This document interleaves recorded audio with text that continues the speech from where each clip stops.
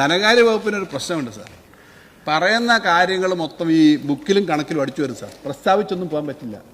CAG കണക്ക് ഓരോ വർഷം ഓഡിറ്റ് ചെയ്ത് വരുന്ന കണക്കാണല്ലോ അടുത്ത വർഷം വരുന്നത്. അപ്പോൾ ഞാനിവിടെ ഒരു സ്റ്റേറ്റ്മെൻറ്റ് നടത്തിയാൽ ഈ വർഷം 1,78,000 കോടി സ്പെൻഡിങ്ങിലേക്ക് നമ്മൾ പോകും. ചിലപ്പോൾ അതിനകത്ത് 2,000-3,000 ഒക്കെ കണക്ക് വരുമ്പോൾ സെറ്റിൽ ചെയ്യുമ്പോൾ കാണും. പക്ഷേ 1,60,000 1,59,000 കടന്നിട്ട് 1,68,000 ഈ വർഷത്തെ ആക്ച്വൽ പോകുന്നു.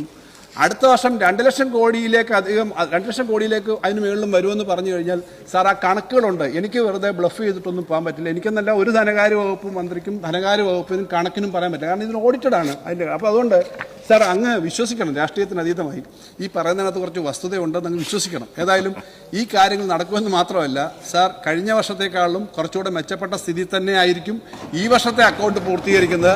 സാർ, നല്ല സേഫ് ലാൻഡിങ് ഈ വർഷം വന്നാലും സാർ നല്ല ടേക്ക് ഓഫ് ഉണ്ടാവുക. സാർ, ഈ വർഷം നല്ല സാമ്പത്തികമായ നല്ല ലാൻഡിങ് വന്നാൽ അടുത്ത വർഷം കുറച്ചുകൂടെ മെച്ചപ്പെട്ട ടേക്ക് ഓഫ് ആയിരിക്കും. കുറച്ചുകൂടി കേരളത്തെ മുന്നോട്ട് കൊണ്ടുപോകുന്നത് തന്നെയായിരിക്കും അടുത്ത വർഷത്തെ ചെലവുകൾ.